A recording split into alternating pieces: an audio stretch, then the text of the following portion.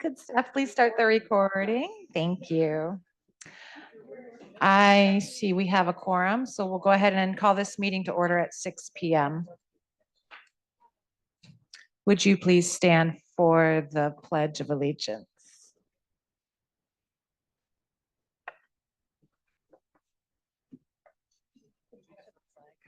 Are we required to? Oh, okay. I pledge allegiance to the flag of the United States of America and to the republic for which it stands, one nation, under God, indivisible, with liberty and justice for all.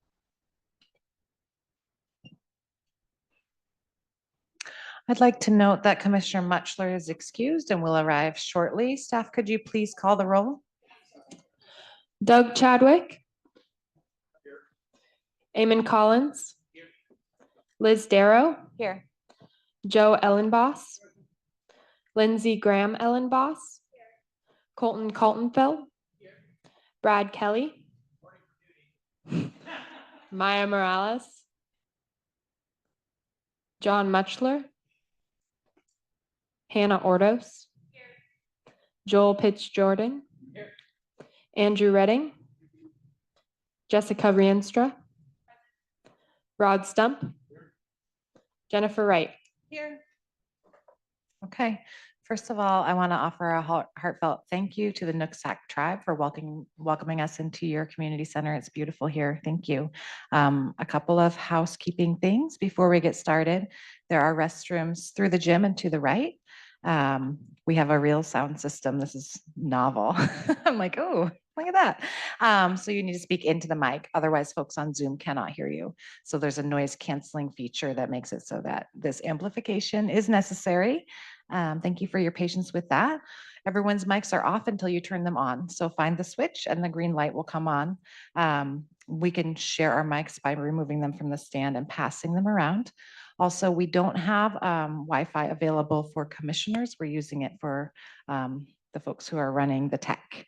And that is all I have. And so I would like to welcome Anna Brewer and anyone else from the Nooksack tribe who would like to speak. Well, hello, everybody. Welcome to the Nooksack Indian Tribe. This is our community building, and we're just happy to welcome you all here tonight. And thank you to the commissioners for the work you've been doing over the last several months. It might feel like a thankless job at times to be a public servant, but thank you. And yeah, we just welcome all the people here that are our guests. There is coffee, cookies, water, if you'd like to help yourself to that. This is Frank Leva, our tribal secretary. Good evening, welcome, and thank you for accepting our invitation. It's quite the honor to host you guys. Welcome. Thank you. Thank you so much. We're going to move on to approving our agenda. Are there any amendments to today's agenda? Commissioner Ellenboss.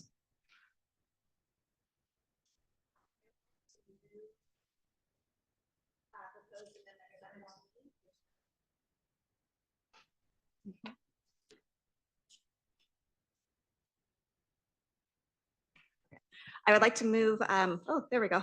Amendment 17 to the June 12th meeting. Based on some new information that came out last night that I want to be prepared to explain to everyone.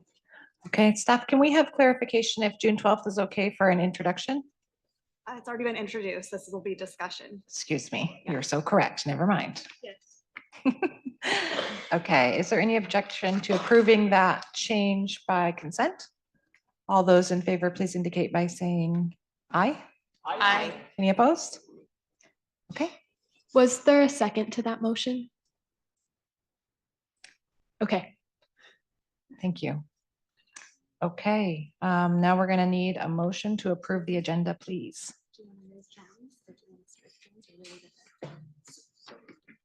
Thank you, Commissioner Pitts Jordan, seconded by Commissioner Chadwick.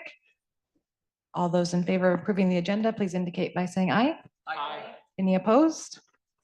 Okay, so we're going to move on to public comment. Members of the public are welcome to address the commission on topics related to the Whatcom County Charter in person or via Zoom. If you've never done this before, usually we sign up to comment in person, but there's time afterward that you will be allowed to make your comment. Comments are limited to 3 minutes per person. If you have a comment on one of the agenda items listed under old business, we ask that you hold your comments until that agenda item. So that would be Amendment 3 on the budget timeline and Amendment 18 on council member town halls. And we can start with general comments. Are there any in-person commenters signed up? Cliff Langley.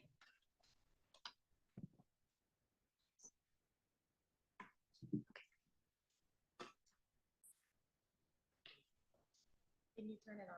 I just hit the switch there. Is that it? Okay. Got me? Is it? Yeah.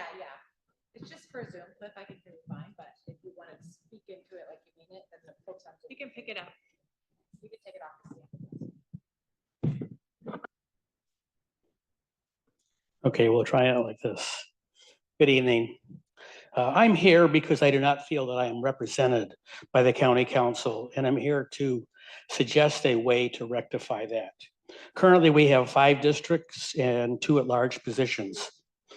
When I was on the commission 10 years ago, in order to create what I felt would be a more fair representation, I suggested that we have an at-large position for the rural areas and an at-large position for the urban areas. I had to withdraw that motion as I was told that it would be illegal. As it currently stands, the at-large position consistently vote in agreement with the 2 districts from Bellingham. And only on very, very rare occasions have either of them voted with the community that is outside of Bellingham districts. Because of this, or because I live outside of the Bellingham district, I'm not feeling represented. The at-large positions almost never reflect the positions taken by the districts 3, 4, and 5. They consistently vote with the 2 Bellingham districts. Since the at-large positions rarely take the side of the 3 districts outside of Bellingham, it would have seemed that the voters of Bellingham, being less conservative, tend to get at-large council members that represent them and not the voters of the districts that are outside of Bellingham. Almost always the county vote on issues is either unanimous or there is a 4-3 split, with the at-large positions agreeing with the Bellingham representatives. Therefore, in order to make the representation of the county council more equitable, I ask that we eliminate the at-large positions. If you are honest and really want to do what is fair and equitable, you will approve that motion. I know that this may not be popular with the voters of District 1 and 2, but I believe that it would create a more equitable county council representing the desires of the whole county rather than one particular segment of the county. Considering the demographics of the county, I believe the only way to get fair representation for the whole county is to eliminate the 2 at-large positions. I respectfully request that you consider this proposal in light of what is best for the entire county rather than one particular area. Thank you for listening to my proposal. Thank you, Cliff. Rosemary Van Beek.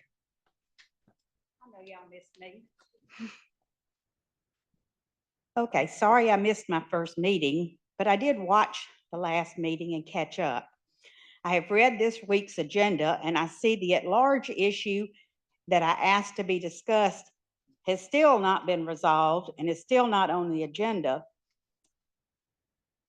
Let's see, I'm guessing maybe for political reasons, I don't know, that it hasn't been addressed, but we know we're down to just the last meeting or 2, and therefore it may not make it. So please try and think about that one.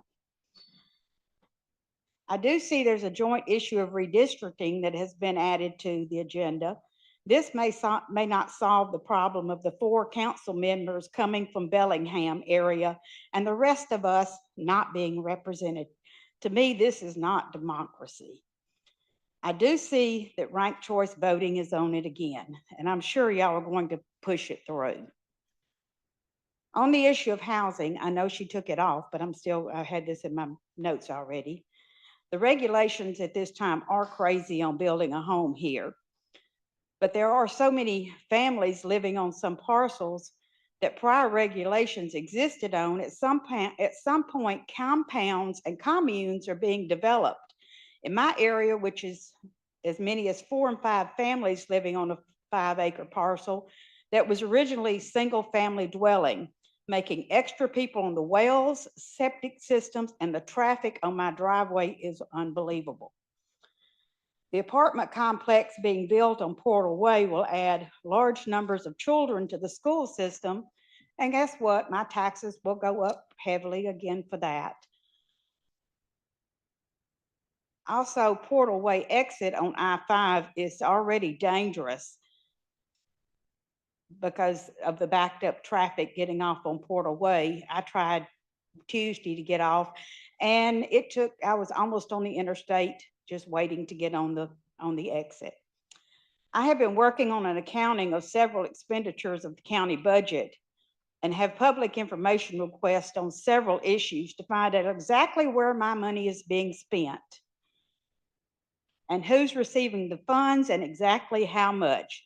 So far, I've only gotten the children's levy compiled, but I'm working on the others. Thank you. Thank you, Rosemary. Kit Muellman.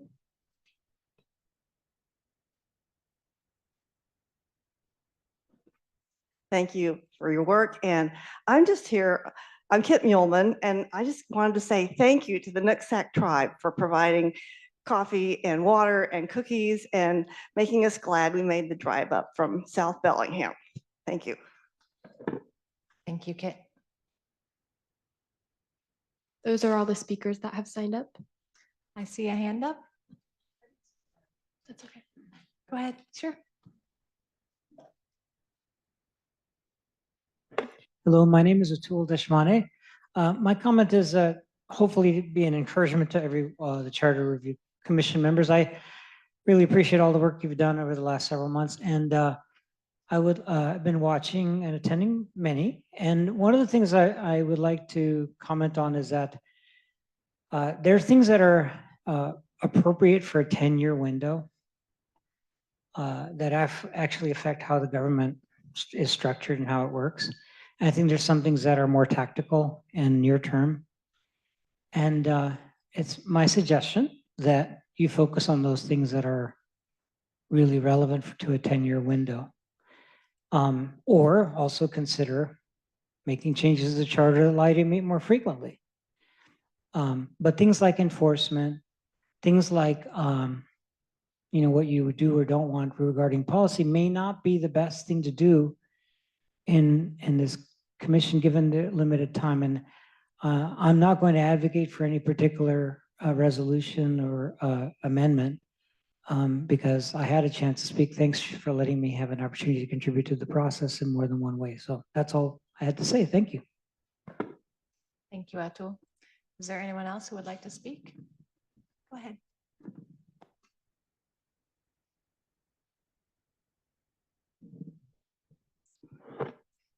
Hi, I'm mute. I'm Lori from 106. I wanted to give you a little bit of background with running as a chair for a caucus last year, representing 22 precincts. And there was a resolution brought forward to have in-person voting, no electronics, 1 day, hand counting with ID. It passed by 100%. That same resolution then went to convention, the county convention, and passed wildly popular. And I know that federal is also looking that way. So when we think about ranked choice voting, that type of voting is going to require a lot more equipment. It's going to require a lot more staff for upgrading and taking care of that equipment. As a cybersecurity engineer, I can tell you what that entails, and it is an additional expense. We already have a really badly overtaxed burden base here in Washington State. We're getting slammed this year. So putting in something like ranked choice voting not only is going to add that burden, but it also delays the election results. Alaska doesn't even start counting till 15 days after the election. It's not completely accurate. California accidentally with the data error they certified the wrong winner. This is something that's wildly unpopular with the people of Washington State. And that's my experience as a PCO and talking to constituents. They don't like it. And this body, as well as over, with the elected officials, we're here to represent these people. So I hope you listen to them. I hope you look at the expense that goes into this, the inaccuracies, the loss of voter trust that we're already struggling with, and vote against this bad bill. Thanks. Thank you, Lori. I see another hand up. Go ahead.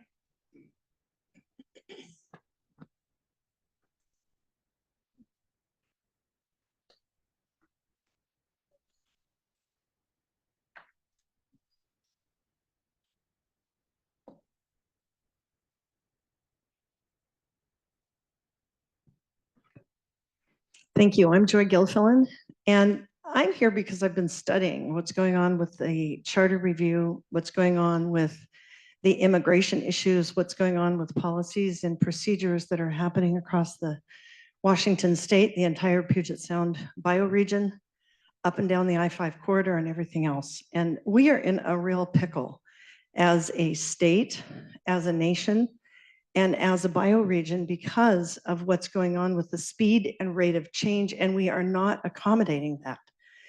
And I've been looking at the tempo and the speed and the rate, and 10 years between times where we're examining the civic systems that are controlling entire destinies of entire niche groups of people is really slow boat. That's like every 10 years we're dealing with something that is of major civic and economic challenge to us. And I don't know how we're going to solve it. I really don't, because what's happening is that the speed of change with technology, it is moving so fast that technology systems, technology alerts, all of our e-commerce is moving so fast that things are changing every 30 days, every 90 days, every year. And 10 years is just too slow. It's like 10 years is from the 1950s, 1975s. Today is 2025, and we're affecting entire systems by 2026. So I don't know how to make up the difference, but I think, I'm looking at it. And I think we all need to look at it because the speed of change is just so fast. That's what I want to say at this moment. And I'll be back at the next commission meeting probably because I've been looking for solutions. And I think we have to be aware that technology is just moving faster than our human potential, and the leg to our systems is just too far. So we've got this distortion, and we're not able to be nimble in today's society, and it's putting everybody in a pickle. So thanks. Thank you, Joy. Go ahead.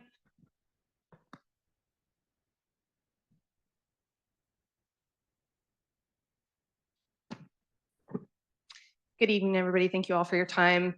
It has been a pleasure to follow you guys around the county for this opportunity to really engage. It's extremely special for those of us who've been trying to engage with government for quite a while. So thank you for holding the space for us. I want to speak to several proposals or amendments tonight. Proposed amendment number 17. I am in support of that. I think that any way that we can reduce housing costs and make practical decisions to increase building housing in Whatcom County would be really important. So I fully support that. Proposed amendment number 18, I also support that. I think that any time that council members can engage with the public, I think is absolutely important. And this process has been so much more effective in just seeing both sides come together and really engage. So I support amendment 18. I also support amendment 23. It's encouraging to see commissioners on both sides of the aisle working together for an amendment. So I hope that you guys really think about passing this one, adding requirements related to the financial reporting to the council. As following you guys around, I'm assuming that has to do with the executive branch. And I'm looking forward to seeing how this can potentially create more accountability in our executive branch, which we have seen an absolute disregard for how our county funds are spent. So thank you for that. And then I also want to speak in support of the proposed amendment number 24, requiring 2/3 vote from council to use bank capacity. I know it's not that popular to support supermajority, but one thing that I can say is that seeing all of you guys work together and find ways to communicate, and you guys really are engaging with each other, is so valuable to Whatcom County, because that is the only way for us to ever really support the most people in our county. I think that the supermajority really is valuable. And I'm seeing how you guys are working together because of that. Instead of making decisions that are just your personal point of view, you're listening to each other, you're engaging us as we show up and follow you around and talk to you during coffee breaks. So thank you all so much. And I just really appreciate your time here. And thank you for serving Whatcom County. Thank you. Is there anyone else present who would wish to speak? Do we have anyone signed up online? Liam Dyfus. Hello, can you hear me? Yes. Okay. Go ahead. Good to know it's working. Thank you to the Nooksack tribe for lending this space for all this to meet. My name is Liam Deepice. I graduated from Linden Christian High School, and I'm here to comment in support of ranked choice voting. I've been a volunteer for various efforts to enact RCV, either at the state or federal level, for a while, just because of how long I've been able to see that it's great for our political culture. That's for a lot of reasons. And one example is it will get a lot more young people to vote who historically have been sort of under participating in politics. An example of this is just how many college campuses around the country are using ranked choice voting for student body elections and how this number is constantly increasing. It just goes to show that this is a voting method that young people want to use because it's a more practical way for voters to make more constructive use of their single vote. And this fits in with research by Western Washington University and others that RCV increases voter turnout. And while it is true that counting RCV ballots takes more money and time in a general election than just doing first past the post, it ultimately will save taxpayer money. It has been demonstrated to reduce taxpayer expense to run elections just because how much it reduces the number of ballots that have to be counted in the primary election before the main one. So that's all I have to say tonight, and thanks for your time. Thank you, Liam. Those are all the attendees we have signed up online. Okay, we'll move on then to looking at the minutes from April 24th for approval. Are there any questions or comments related to those minutes?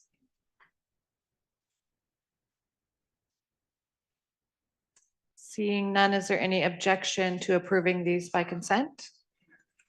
All those in favor, please indicate by saying aye. Aye. Any opposed? Okay. Oh, excuse me. Where are my manners? I skipped the motion. Just somebody want to make a motion about that? Thank you. All righty. We have a motion by Commissioner Pitts Jordan, a second by Commissioner Wright. All those in favor, please indicate by saying aye. Aye. Any opposed? Thank you. Okay, we're going to move on to old business. We can hear public comment specific to each proposal prior to that discussion. So starting with proposed amendment 3, unfortunately, give Commissioner Mutchler a moment to settle in. Welcome. Thank you. I'm glad you're here. Let's see.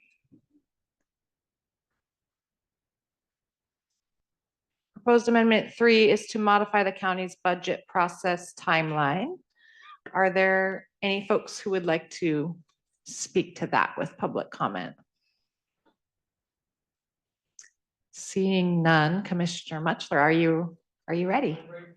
Okay, you'll have to use a mic because we were noting that folks on Zoom can't hear us. You've got to turn it on. I'm sorry. It's a little housekeeping. Look for the green light. Testing. I think 3 is a much lighter version of, is it 21? 23. 23. And so in my view, 23 is a more robust package. And if it passes, there's no need for 3. I'm thinking to myself, if in 2017, what's the number of the larger version? Pardon me. 23. If 23 doesn't get enough votes, then I think it's appropriate to come back to 3. Does that make sense? 3 is the simpler, matter of fact, gets us in compliance with the state in very simple terms. The other one's more robust and more involved and more specific to Whatcom County. So again, if number 17 passes, there's no need for 3. 23. Why am I? Yeah. Okay. That's what you get for driving in and it's being set right on the spot. That's okay. I put you right on the spot, but if I understand you correctly, are you asking that we deal with number 23 first, or are you just saying this is a placeholder in case? Yes. Yes. 23 for 23 23 first. Okay. And if 23 passes, there's no need for 3. Yes, Commissioner Ellenboss. I believe, I hate the words in John's mouth, but I believe what he's saying, he's moving to table to a time certain, that being following the consideration of the more robust amendment. Is that not what you're saying, John? So moved. Thank you. I am on the same page with you now. Do we have a second for that motion? Thank you, Commissioner Ellenboss. Okay. Commissioner Muchler, do you have a time certain, or are we just waiting until? Yeah, following the vote of Following. 17. 23. 23. Okay. All right. I'm with you. Somehow I got. Is there any objection to approving, moving proposed amendment 3, following the vote of proposed amendment 23 by consent? Can All you those- clarify the second for me? I'm sorry. Ordos, Commissioner Ordos was a Thank you. second. Okay. All those in favor, please indicate by saying aye. Aye. Are there any opposed? Okay. Let's see. We are moving on to proposed amendment 18, requiring county council members to conduct a minimum of 1 town hall per year. Do we have anyone who would like to speak to that in public comment? Go ahead.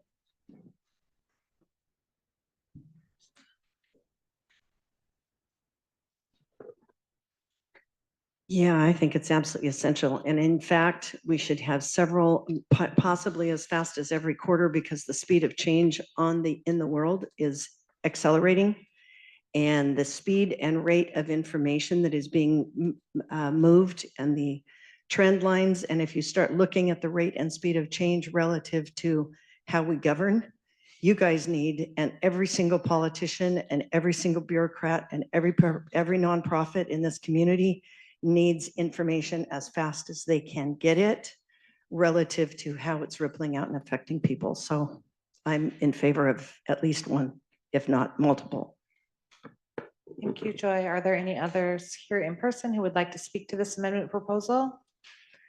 Do we have anyone signed up on Zoom? Chris Fletcher has his hand up. I would just like to ask that we Christine. please use the microphones. That's the only thing, because I missed everything that Commissioner Ellenboss said during this little segment. Thank you. Thank you, Chris, for that reminder. Beg to differ, Commissioner Ellenboss. Do we have anyone else with a hand raised online? No. Okay. Commissioner Morales, would you like to speak to your amendment?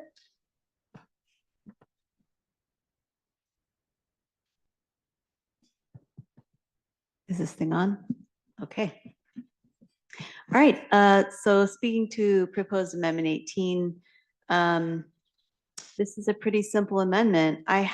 We have heard one comment in favor of multiple town halls a year. I've also spoken with some other communities who would also be in favor of multiple. And so I think this is a kind of a common sense amendment that requires a little bit more public interaction of our council members with constituents, with residents in our districts. The other thing I wanted to add about this that I'm not sure I specifically pointed out when I introduced this last time was that this actually gives us something that is enforceable. We don't currently have any actual enforceable mechanism to say, you know, hey, you're not calling your constituents back, or hey, you're not, you know, responding to emails. At the very least, this is something that we can say you need to be holding this many per year. And that is something that we can actually enforce. And so it's fairly simple, but I think it could be helpful. I'm open to this discussion and looking forward to having that. So I guess I would move for passage of Amendment 18, pending further discussion and possible suggested amendments. I'll second that. Do we have any discussion?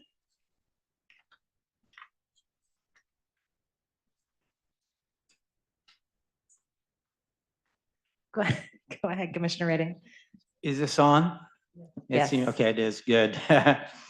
Yeah, I'm actually going to do something very unpopular here but I always do whatever I think is right, whether it's popular or not. And I have a whole bunch of actual objections to this. The first of which is I'm not seeing any enforceability here. If somebody does not do that, I don't see any provision that leads to any consequence in this. So I think we're setting up more of these kinds of things without any kind of consequence. Secondly, I think this is something we should just simply expect of all elected officials. And if they do not engage with their constituents, the way to deal with that is to not reelect them. Thirdly, I have a real problem with the way in which we've been doing public comment generally. And that's a problem that's been identified all across the United States, that the people who actually show up and do public comment are not representative of the public at large. And this has come up over and over again. One of the really powerful ways it shows up is in housing issues.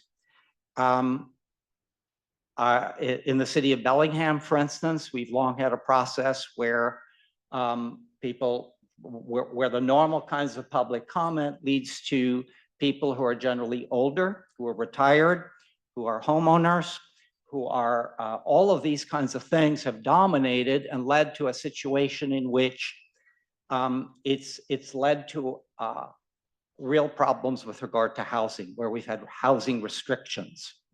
And that's part of the problem where we have what we have now. Now, the city of Bellingham has adopted a new method of getting public input where they actually go more broadly and go into the population more widely. And they've had, for their most recent thing, over 10,000 pieces of input from the public, which is far beyond what you get in these normal kinds of things, and with very different results.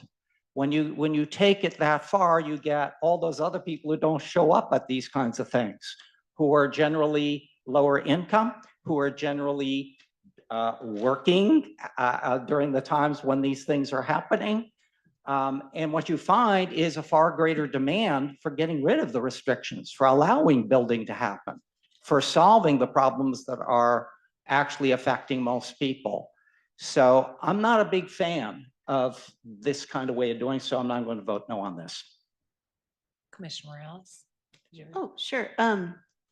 Yeah, I think, thank you for that, Commissioner Reding. Yeah, I think there are certain specific applications for public engagement that are different than town halls. So I think some of the things you were speaking to are a little bit different. And I think there are methods for being more in community. And I think this is sort of a simple version. Again, I don't know that this has to be the final version of this amendment, but I do think it's a good idea for us to discuss what we would like. So it sounds like something that might be interesting is something that is slightly more engaging than just a town hall, and maybe something needs to be a little more fleshed out about this. Does anybody else have discussion? Commissioner Stump and then Commissioner Chadwick, go ahead. Yeah, I'm going to agree with Andrew on this. I oppose it. I think we're creating one more branch or cost to the taxpayers, where we're gonna have people staffing these meetings. We already have 2 a month where you can come and approach your county council person. And we have an enforceable way of not reelecting them. I mean, it's plain and simple. If they're not doing their job, don't put them back in the seat again. That's how it's supposed to work. I can just see this being one more, and who's gonna enforce it? To Andrew's question, we're gonna create a new role that enforces the town hall. I mean, that's one more payroll on the county council, or on the county budget, sorry. And I oppose it. Commissioner Chadwick. Thank you, Madam Chair. Again, I'm going to agree with the last two commissioners. I wholeheartedly support the intent of your amendment. I think community engagement and having our elected officials out and about and communicating and hearing from the public is vitally important. I also agree that the way to address our electeds that do not do that to the satisfaction of our public is to not vote for them. We've had discussions on other amendments, whether it's salaries, things like that, which seem to be very specific to how a certain elected official is behaving. And again, the remedy for that is don't elect those people. And that's how we hold them accountable. So I appreciate your amendment and the intent to encourage more dialogue with the public and make sure that they're heard. Again, my question, even before Andrew spoke, was how do we enforce that? What is the penalty? And I mean, we've already got things within the charter that say certain financial reports have to happen every quarter. They don't happen. There's no teeth to enforce that. So I'd be curious if you have other ways to do that. But I think at the end of the day, the way to deal with that is through the election process. Thank you. Commissioner Morales.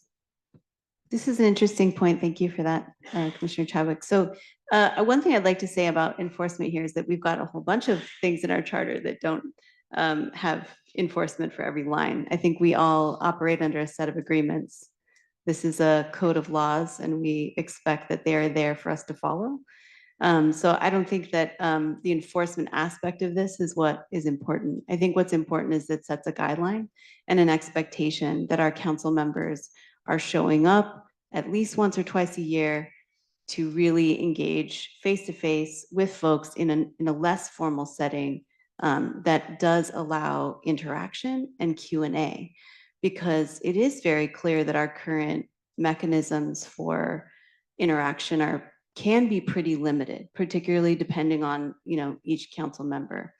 I think one of the things in here that isn't spelled out, and I sort of purposely did that, I thought that maybe the county council itself could spell this out together in an ordinance, and that could be added to this amendment to make that clear, is the way in which town halls should happen, right? Should they be held in public buildings? Are they something that is sort of publicly noticed in the paper as well as, on the county website, that kind of thing?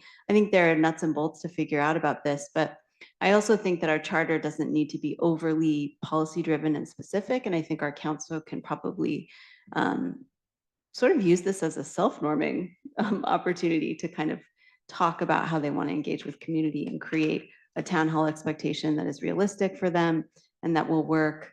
And that feels like it actually does do some positive engagement. Certainly when my intent here in bringing this, when I envision a town hall, it may not be the same as one that you envision. I envision a town hall that's incredibly interactive and that isn't a lawmaker standing on a stage taking pre-formulated questions only and then everyone leaves, right? I don't actually envision that kind of town hall. I envision one that's much more interactive than that. I think that's up to each council member. And then again, if someone holds town halls that are not super exciting, fun and engaging and helpful for constituents, then yes, I guess we vote them out. Commissioner Mutchler. I would, rather than express my opinion, I'm completely in agreement with Commissioner Redding. I'd like to hear from a commissioner who's not yet spoken, who would be in favor of this. I haven't heard one yet, other than the author. Thank you. I appreciate that. And I do recognize Commissioner Ellenboss. Yes, I would just say to this body that we're dealing with the Constitution of the county. It's basic. It's not, doesn't give a lot of instructions. It does describe what the officers or the various portions of the county government are supposed to do. But it doesn't tell them they can't come to the meeting drunk or participate online drunk, or they can't wear a pink shirt or things of that sort. And we're starting to get into that category when you really stop and think about it. In a constitution, I think our charter now has about twice as many words as it should have. And I am not real wild about putting additional words in. Got no problem with the concept. Let's hope the council does that. And they do, but they do it themselves. And I don't think that most voters are going to look at this and say, holy cow, what's a town hall? Or something of that sort when they take a look at it. It's not perceived, it won't be perceived by the voting public as being one of those important things that they need to spend time with. That's my theory. Constitution, minimal. Go ahead, Commissioner Coltonfield. Yeah, thank you. Yeah, I'm not sure about that. I do think that this would be something that like voters would generally be supportive of. I mean, I think we've heard from public comment after public comment, and I've certainly heard it in the communities, you know, that I've spoken with, that they don't feel like they have a voice in government and that government isn't very accountable and responsive to their needs. Whether this particular proposal gets us to a solution to that, you know, it's kind of up in the air for me, you know, but I've personally long felt that government needs to do more to go to the people, right? As opposed to expecting them to come to us and to provide public comment. I think Chadwick had mentioned earlier, or Commissioner Chadwick had mentioned earlier about public comment. But in that particular forum, you know, there's an expectation that council members don't respond, right? They can if they want, but there's no expectation in a way that a town hall would. In terms of like the cost here, right? Like it is a budget line item that would have to be accounted for. And I think, you know, we need to be mindful of that. I don't really think it would be that much more. And I would hope that that cost would be transparent to voters when they're approving this. You know, I think ultimately it's kind of up to them. But I do appreciate the intent behind this. And I do think that people would generally support it. But I do kind of understand, you know, the enforcement mechanisms, right? Is this the most appropriate way to ensure that people's voices are being heard in government? Is this enforceable? I don't know, but I like the idea in principle. And I could probably be persuaded to vote for it just based on the principle there, because I think that voters would ultimately support this. And I've heard people make an argument for this in the past. So that's kind of where I'm at here on this, for what it's worth. Thank you. Are there any others who haven't spoken yet who would like a chance to speak? Go ahead, Commissioner Kelly.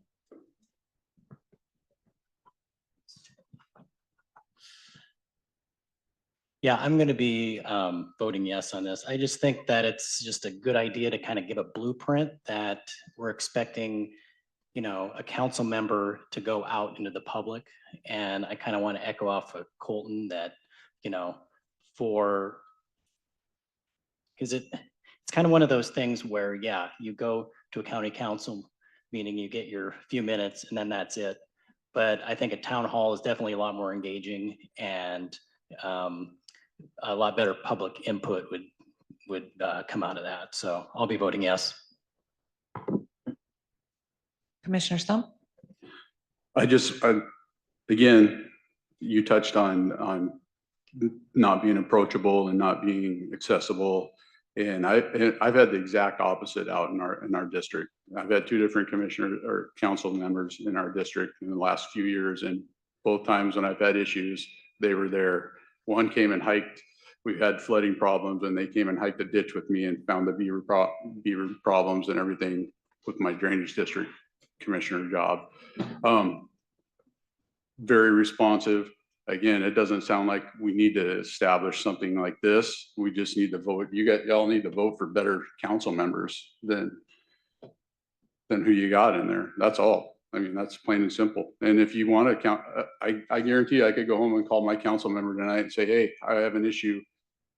Let's go set up a thing at Custer School and we'll have one.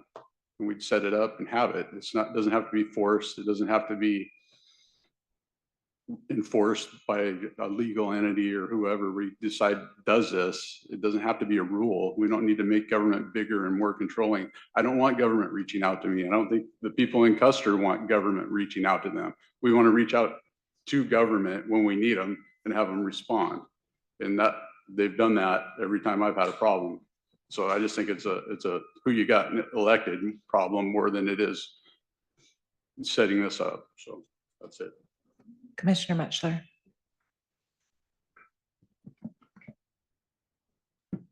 I think every council member should answer every email that they receive from the public. And I think every council member should answer every phone call that they receive and respond politely and thoughtfully. But I'm not going to put that as a rule. I just think as you do those things, there's certain things that we do.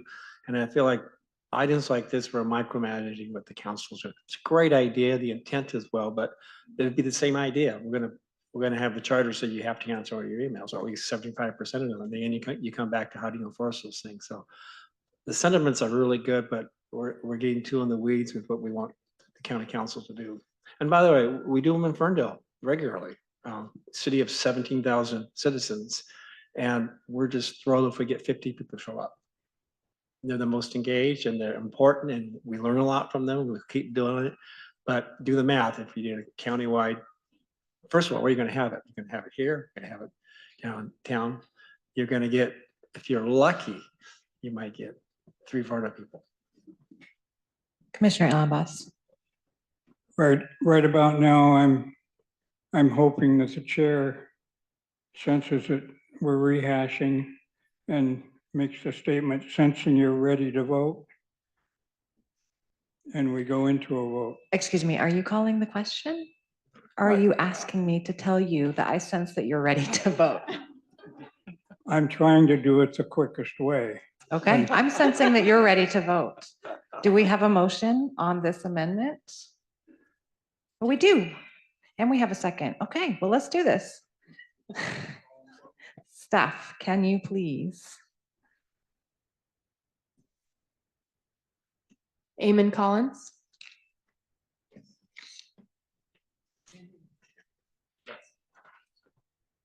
Liz Darrow. Yes. Joe Ellenboss. Lindsey Graham Ellenboss. No. Colton Kaltenfeld. Yes. Brad Kelly. Yes. Maya Morales. Yes. John Muchler. No. Hannah Ordos. No. Joel Pitts Jordan. Aye. Andrew Redding. No. Jessica Rinstra. Yes. Rod Stump. No. Jennifer Wright. Yes. Doug Chadwick. No. That motion fails with 8 yes and 7 no. Okay. We're going to move on now to our charter section discussion, Articles 9 and 10. The personnel system is Article number 7 and Article number 9, general provisions. Commissioners received the text in their packet. Would anyone like to start us off with discussion on these articles?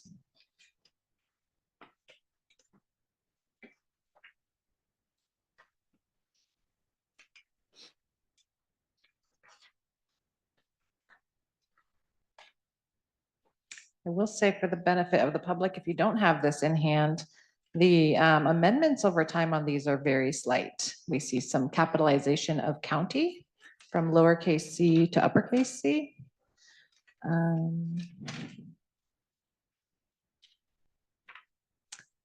There is really not a lot going on here, I'll be honest. Somebody stir this thing up, it's getting stale. Anyone?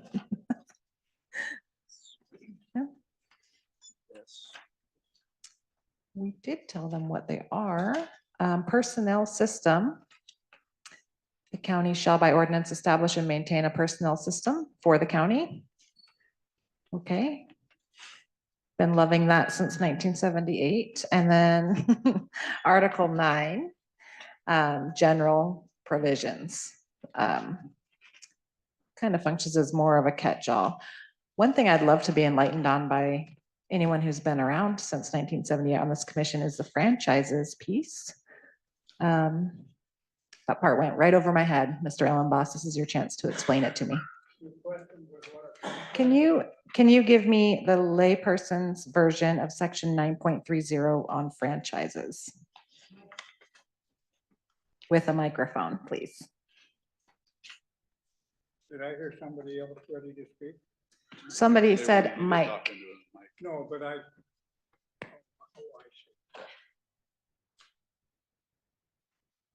Well, I don't see what, you had it. The purpose for that had to do with, essentially, in a nutshell, county right-of-ways are not just for roads. All the franchises that are granted there are for the power lines and the sewer lines and the water lines and various other situations. That's essentially what covers franchises. What else was in there? Oh, it's pretty short. I actually just didn't understand what it was talking about Oh. because it's not written as plainly as you just said it. So thank you. Well, and the reason it needs to be covered is because it's going across property. In some cases, the property, if the road right of way isn't wide enough, and there's somebody stubborn who doesn't want to allow one of those utilities to go through, and they're for the common good, you then basically have an arbiter in the form of the county council deciding what is public good, and they pass it by ordinance, and they need to have authority to be able to do that. Of course, any single property owner can challenge that in court, but generally that's a catch-all. That's the reason for that language. Thank you. Any other comments, observations, questions on these two? They're real short, promise y'all. You can borrow my packet in the break. Read it real quick if you want. Oh, Commissioner Chadwick. Thank you, Madam Chair. This is more of a comment, and I know I asked the question when we had the finance director last time. As a former county employee, I know that the purchasing process and the bid process is a source of great frustration for a lot of departments. It causes a lot of delays. Those delayed time is money, and operations get backlogged. When I asked about that, the comment was, and it's unfortunate, and we probably should have asked him to come and be available again, but that's all right.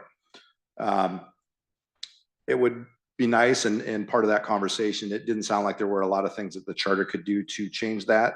So my comment is, if there's anything that our county council can do to make it so that the lowest bid, oftentimes when you go out to bid, the lowest bid may be on the other side of the country, but a bid that's $500 or $1,000 more may be local. I would prefer to keep our money local and support local businesses and be able to drive into Bellingham and have a conversation with somebody that's delivering a service or a product, as opposed to being on the phone back and forth for weeks on end trying to resolve something. So that's just my comment. I might chew on that. I might reach out to the finance director again before. I know we're running to the end of our timelines, but that is a huge bottleneck within county government for the employees that are trying to do the work of the people. Thank you. Thank you. A comment on that as to how that came up, the purpose for that or the perceived need. In 77, we had 3 commissioner districts, and our commissioners are pretty cooperative, except that they were autonomous, and if one district had something, they didn't want to necessarily share it with the other district. And the process, as you accept a charter, you're bound by state law. But if you want to take your procedures further than state law, you need to cite them in the charter. And the concern was that if there wasn't a specific procedure as it related to bids and the awarding of contracts and so on, since it was now the entire county, that had to be made clear that they went through a central process. It wasn't each individual district anymore.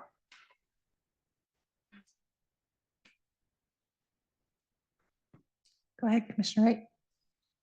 I would just echo what Commissioner Chadwick brought up and say that if there was something that could be changed here in alignment with what Commissioner Ellenboss was talking about, I think that could be an excellent idea. I'm well aware and agree completely that that's been quite an issue. So that's all. Maybe that's something that could be explored with legal, whether prioritizing county bidders first would be allowable under state law. I don't know, but it's an interesting idea. I see Kirsten's hand up. Just FYI, for those who are interested, there has been a proposal at council in the last couple months that will address alternative project delivery. And there's an ongoing effort. I think there's nothing going forward, but council members have been working on it. And if you're interested in chatting with those, I'm happy to connect you. Thank you. Anything else from the commission? Okay, well, I'm going to suggest here that we take a wee break. Thanks again to the Nooksack tribe for providing refreshments. Again, the bathrooms are that way, clearly marked. And we'll come back here at, oh boy, 6:57, 7:12. Seeing that we have quorum, I'm going to call this meeting back to order at 7:12.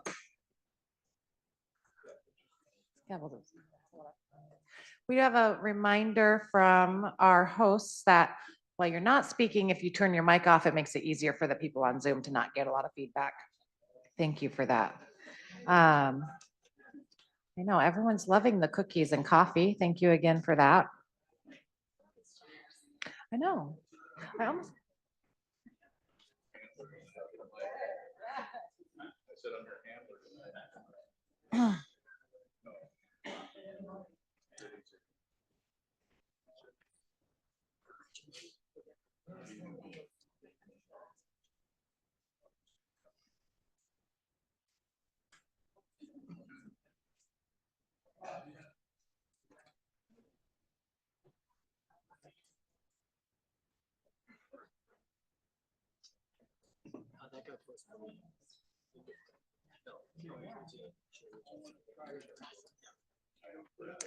We're now going to turn to new business. Thank you for rejoining us. We have 6 proposed amendments for commissioners to consider to advance to discussion at an upcoming meeting. I'll wait for Commissioner Ellenboss to be ready.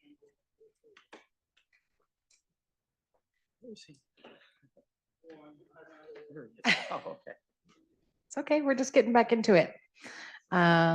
Okay. So starting off with amendment proposal 19. This is a substitute to proposed amendment 13 to adjust the required number of signatures to 25% of the votes cast at the last county executive election to place a charter amendment on the ballot. So just a reminder, we need a simple majority to put these things on for discussion. Do we have a motion to do so? Okay, do we have a second? Second. Oh, I've seen Commissioner Mutchler. Okay, motion and a second and a third. Thank you. Any discussion on this one? Commissioner Ellenboss, did you have in mind a time or date? Oh, is this Ordos? I'm sorry, Commissioner Ordos. Rude. I'm sorry. Credit where it's due, Commissioner Ordos. No, just wherever it made sense on the calendar. I know that we're coming up on running out of time. So if there's a slot in there that's not as busy as the others. Got it. Okay. Any further discussion? Do we have any objection to placing this on a future agenda by consent? We do have an objection. Okay. Staff, we have a motion and a second to place amendment proposal 19 on old business for a future meeting. Can you please call the roll? Liz Darrow, Yes. Joe Ellenboss. Lindsey Graham Ellenboss. Yes. Colton Kaltenfeld. Yes. Brad Kelly. Yes. Maya Morales. Yes. John Muchler. Yes. Hannah Ordos. Yes. Joel Pitts Jordan. Yes. Andrew Redding. No. Jessica Rienstra. Rod Stump. Yes.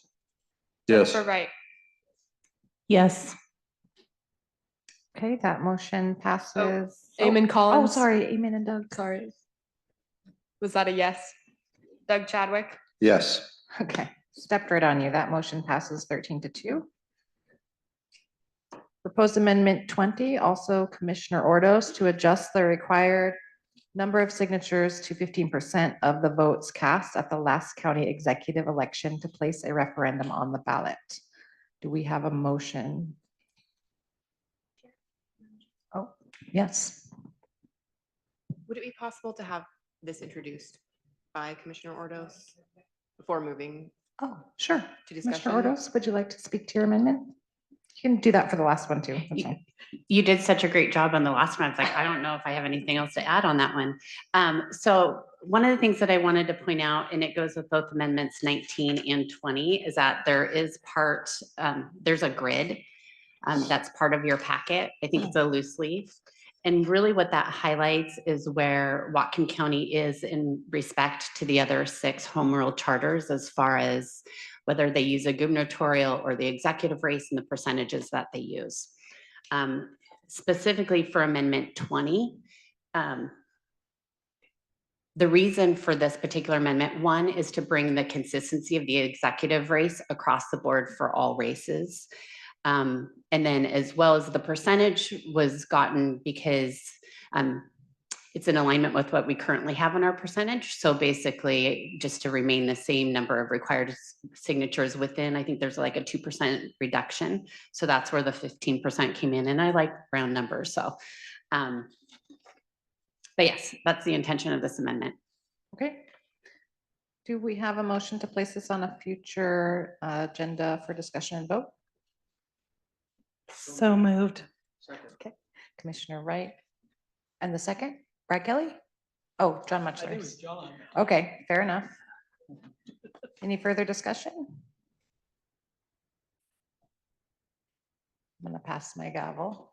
I want to thank Commissioner Ordos for bringing this up. It's been bugging me that we don't have all of our options for initiatives in line in terms of which election percentage the public needs to look to. I think it's very, very important, and it came up in a past meeting that how confusing the language was already, and then to have those out of step, I think is really irresponsible.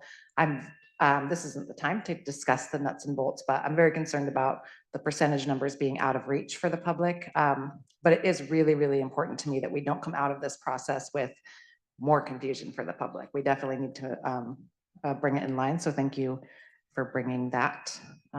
Any further discussion? Okay. Is there any objection to placing this on a future agenda by consent?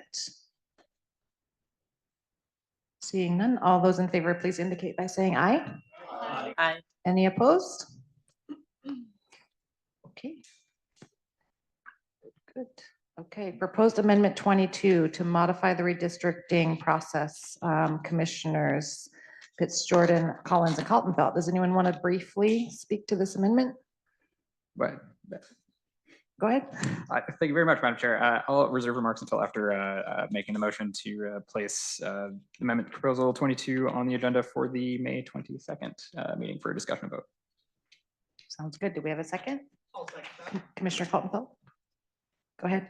Thank you very much, Madam Chair. Just very briefly to go over this amendment, this is what I would describe as broccoli proposal, before we do all of the fun new things that we want to do with the charter, we gotta maintain the charter. And this is a piece of the charter that has not been maintained in the entire 47-year history of the charter. This was, just for a piece of context, the charter was established in 1978. At the time, no redistricting requirements were present in state law. That changed 4 years later, where there are now several requirements that were not contemplated in the charter system, mostly trying to just bring us into alignment with what is required by the state, and as well as bring in some general modernization improvements to make sure that no matter what happens, the work is able to start when redistricting data becomes available. So with that, I would ask for the body support on moving this forward for a vote on May 22nd. Go ahead, Commissioner Ellenboss. Just a couple of questions. I just read through it tonight. I unfortunately don't get my stuff as quick as you guys do because I'm not operating on computer. And I read through it and I tried to see how there was anything wrong with it. It does appear to be just using wording that's compliant with what the current state law as it relates to that procedure. Is that correct? Not quite. So the current wording encompasses just a couple of criteria that are present within state law, but state law also encompasses, I think, 3 criteria around not splitting communities, not splitting neighborhoods, not utilizing the redistricting process as a weapon that are not contemplated in the charter. So just swapping out the language to adopting by reference those relevant state provisions.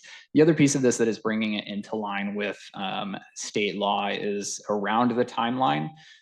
State law does require a pretty robust public engagement process for redistricting, and it's physically just not able to happen in a 15-day time frame.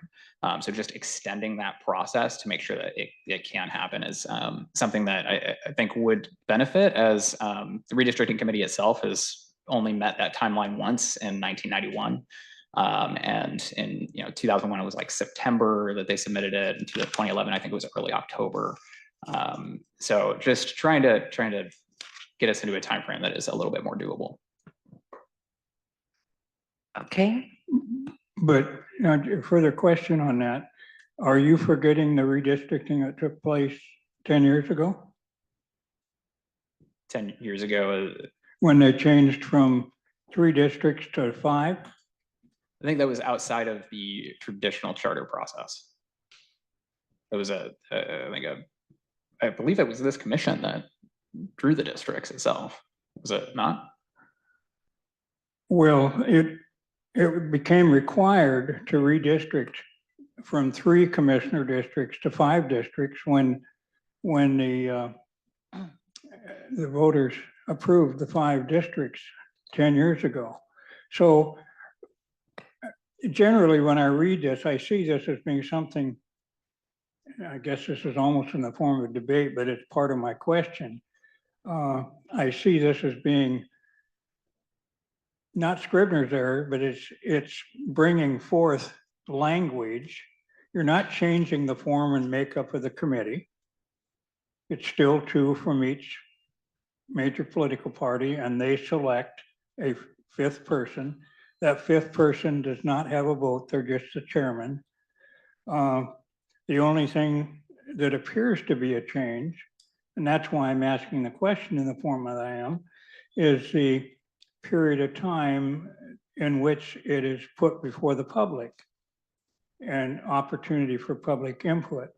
And you're making that a more robust period of time, not diminishing it. And so for that reason, what I'm doing, folks, I'm looking at all the stuff we've got in front of us. And we're going to kill ourselves literally by trying to complete what we're approving to have room on a future agenda. So hear me out on this. I'm going to propose, we have a set of rules that we're following right now. We also have the option of moving to suspend those rules. And if we get 2/3 majority, we then can take an issue like this. And if that change in that rule would be to consider an item like this that does not appear to have any negatives either to the membership of this committee or potentially be submitted to the voters for their approval. I would like to see us, I would like to give each one of you, feel like you have the power to get something done and not have to drag our feet. And so I'm going to propose that we take this and accelerate it from being a future meeting, that we consider it tonight, and that we have the ability to see whether it has 10 votes or not. Now, the beauty of that, talking about it with the attorney, he had some concern about if we move things ahead, will there be room for somebody to object? And Robert's rules clearly allows something like that from the standpoint that there is a means to address. If we are too fast, we always can take a look, go back and reconsider what we did. But just think about it. If we take care of something like this tonight and it's out of our hair and it's ready to go to the public, if we achieve the 10 votes, we're doing our job to get this kind of stuff done. If for some reason it has to be reconsidered or whatever, we have the ability to do that. And there's another protection for you as the proponent. If this gets 10 votes, it's ready to go to the county council. If it doesn't get 10 votes, you still have the room for this to matriculate through the process and do the lobbying and whatever else you feel you need to do. So is everybody understanding the type of thing that I'm trying to accomplish here? I just picked this one because it seems to be something we shouldn't argue a lot about. And that's why I'm going to do it. So let's see how this works. Madam Chair, I move we suspend the rules. I second it. Okay, but we have a motion on the table. Are you saying your motion to suspend the rules supersedes the motion that we have on the table already? It's a privileged motion. Can we get a ruling on that from legal? I saw Dan Rass's name up there. Why isn't he at this meeting tonight? With respect, Commissioner Ellenboss, I think the time that it's taking to go down this path with you is likely equal to or greater than the time that it would take to deal with this in a future meeting. And so I'm going to ask, does anyone have objection to dealing with this by consensus to place on a future meeting?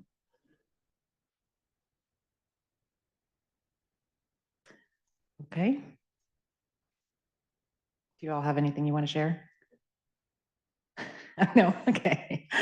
Okay, and then I want to honor what you're saying. I think that's great. We could do that with any one of these that seemed uncomplicated to a commissioner, but I don't know that all commissioners have had the time to fully look at it, and I don't want to rush something through because we have a process for a reason. Commissioner Wright. Yeah, I don't want us to move slowly, but I just want to make sure that we do have time to consider things. And if people from the public did have a concern, like we might not see something that was important. So I think we could just like quickly pass it next time if there's not a lot of comments from the public or objections. I just don't want to set a precedent. I like that precedent. I'm not going to say what I'm going to do to you either. Got me in trouble. Okay, I'm actually not gonna have any of that right here, okay? All those in favor of placing proposed amendment 22 on a future agenda for discussion and vote, please indicate by saying aye. Aye. Any opposed? Okey-doke. Proposed amendment 23, Commissioners Pitt Jordan, Collins, Lindsay Ellenboss, John Mutchler, Hannah Ordos, and Jennifer Wright. Wowee. You almost got to 10 right there. To add requirements related to financial reporting. Oh, no, we're moving this one, huh? That's a technical. Oh, it's a technical. Modifying the budget process. Modifying, but oh, help me out with this. Can you just draw a picture? Excuse me. Okay. This one, oh, modifying the budget development process. That's better. Okay, great. Would one of you like to speak to this amendment proposal? Looks like Commissioner Pitts Jordan. Thank you very much, Madam Chair. I'll reserve remarks until after motioning to place this amendment proposal on the agenda for discussion and a vote on the May 22nd meeting. Do we have a second? Okay. Okay. Thank you very much, Madam Chair. So we've heard, I think, a public comment and as well, I think, very broadly about the concept that the council does not have enough time with the budget. Commissioner, I'm sorry, Commissioner Pitts Jordan, Can you slow down a little for folks on Zoom and speak louder? Yes, know, I'm yes, I can sorry. I keep absolutely telling do you that. that, There but we I'm go. sorry. Apologies.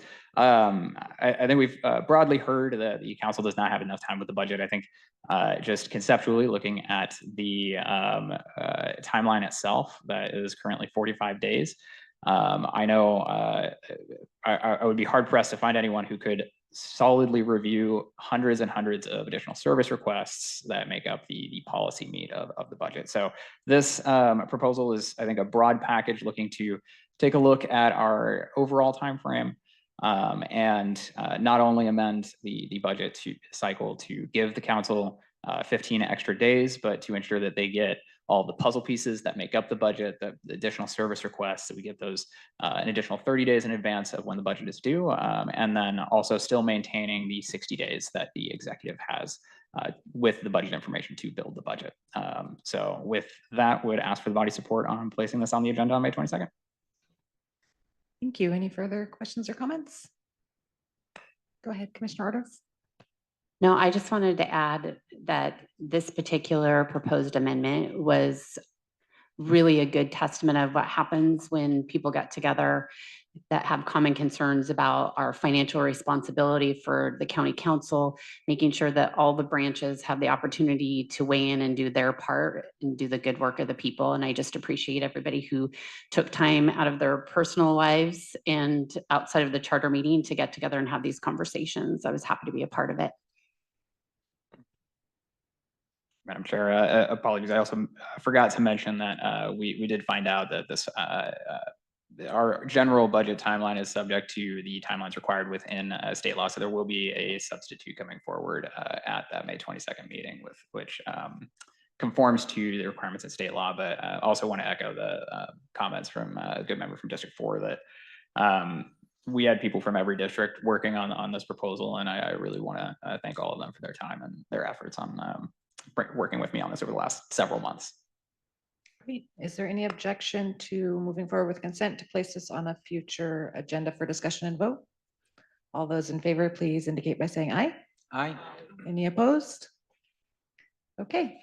Proposed amendment 24, Commissioner Mutchler, requiring 2/3 vote from council to use bank capacity. Thank you. And first, I'll begin by expressing my awareness and concern that there might be a sense of hubris and stubbornness bringing this similar item back. I understand that. Note that we did that earlier with signatures. So sometimes we take a second shot at the apple. Maybe it's an improved apple. Like a really good joke being told, timing is everything. Timing was off for me in this one. We all paid our property taxes about a week ago. It's too bad that didn't happen before the discussion on this item. And I'm just simply of the view that property taxes can be raised, need to be raised, but it should be difficult to do such. We've seen property taxes kind of go through the roof over the last few years. How is this different? I'll use Ferndale as an example. The state allows us to take a 1% increase, all jurisdictions, school districts, county, cities, 1% a year. They're considering raising that to 3%. That's your baseline. This is how you can raise your property taxes. But if you don't do that, that unused taxing authority, you can save that. You can bank that, they call it. Ferndale for the last few years has not raised property taxes. We worked hard to trim our budget, to be frugal and all those kind of things we talk about. And so those 3 years, we did not raise property taxes. Those 3 percentage points are now banked and can be brought forth in the future. My feeling is that this commission felt like, simple majority is all we need to raise taxes. But what about taxes that could have been raised, but a previous council said, we don't want to do that. We want to set that aside. I think those funds are unique and special and should take a little extra effort. So simply, this proposal is that for the basic 1% or 3%, whatever the state allows, the allowable amount, simple majority is what we have. But when we start raising taxes, start using bank capacity that previous councils have not used, I think that should be a little bit more difficult. So that's what this proposal is a bit different. So to make it short and sweet, I'll make the motion that we move this on to discussion at a future meeting. The requiring 2/3 vote from the council to use bank capacity. Motion and a second. Is anyone opposed to approving this for a future agenda by consent? Would you like to speak to your opposition? I guess to me, if you're raising the bar for spending bank capacity, you'd make it more likely that a council would feel pressure to use their 1% every time. I don't feel fundamentally different about this than I did about the 2/3 vote for property tax increases in general. So I oppose moving it forward by unanimous consent. Any other comments before the staff calls the roll? Go ahead, please. Joe Ellenboss,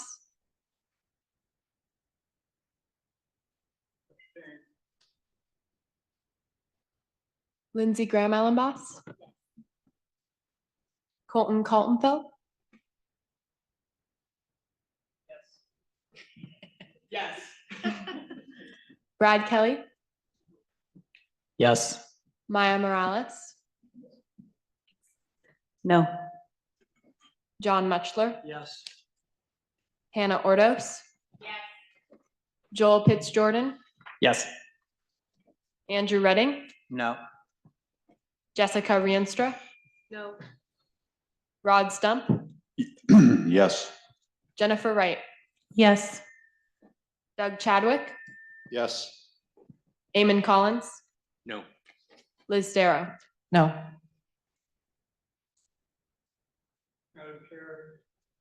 One moment, please. That motion passes with 9 yeses. One moment, please. 5 noes and 1 abstention. What is it, Commissioner Ellenboss? What is it? Okay, go ahead. That's appropriate. That's at the end. Is any? Fair enough. What is your vote? My vote was abstain. I'm changing it to yes. Okay. So now we've got 10 yeses and 5 noes. Moving on to proposed amendment 25, Commissioners Pitts Jordan, Lindsay Ellenboss, Hannah Ordos, and Jennifer Wright, adding financial reporting requirements.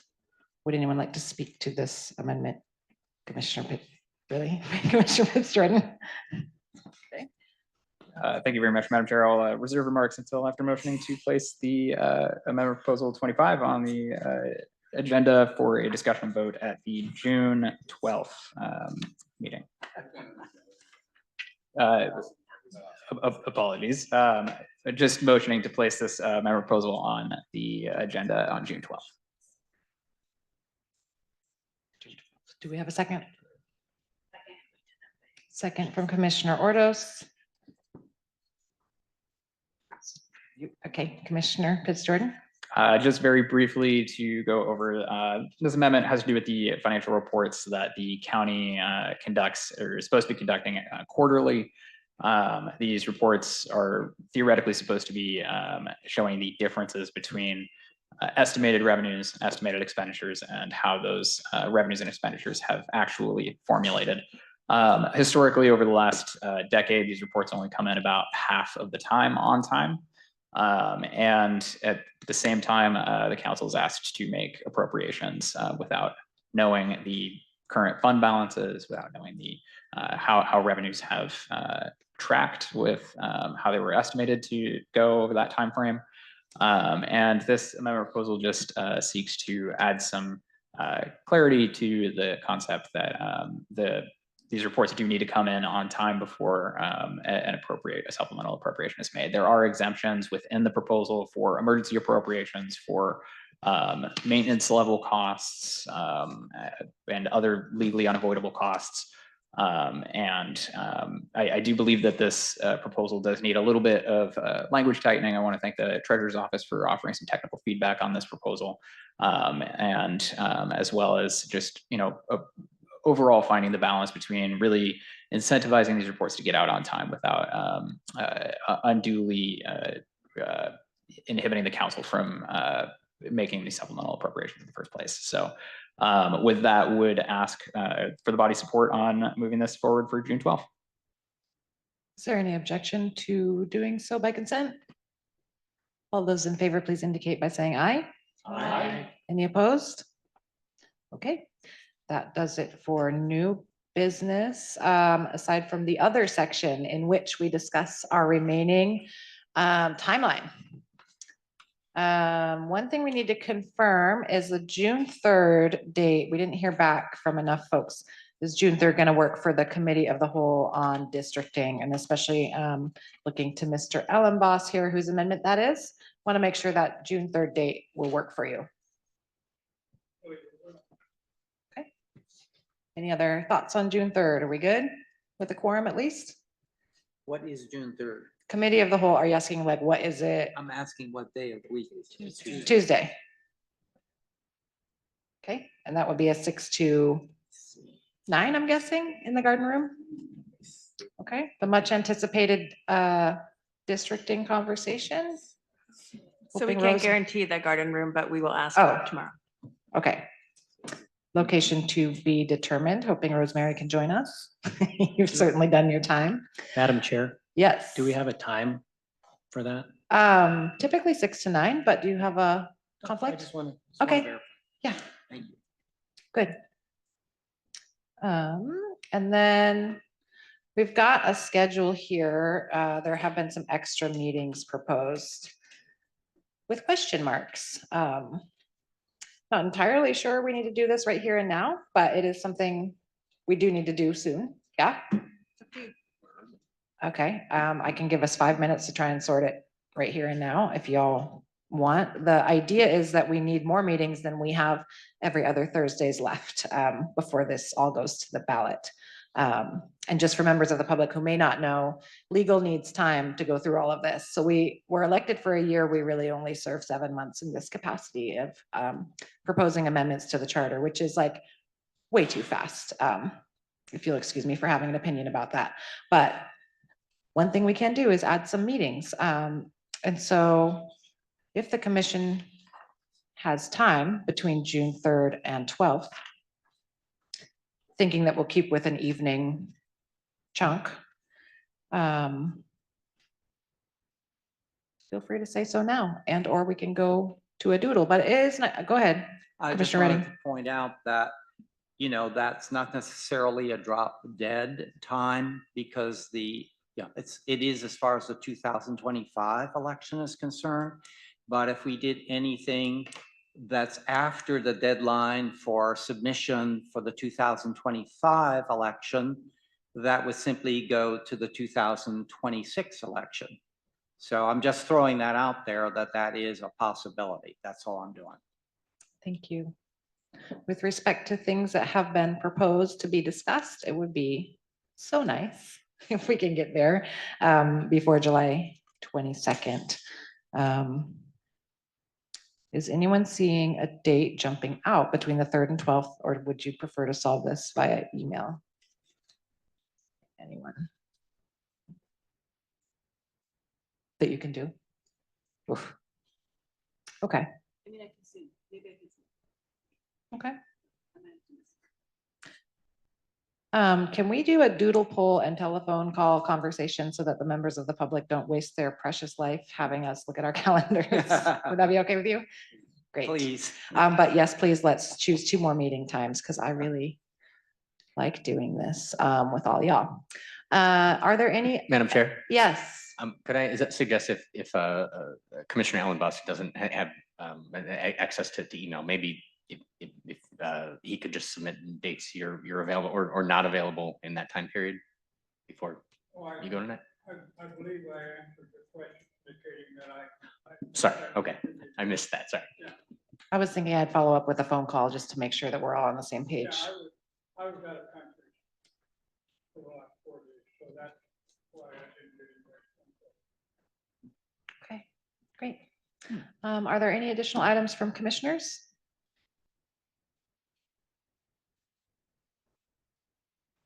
Oh, Commissioner Ellenboss, go ahead.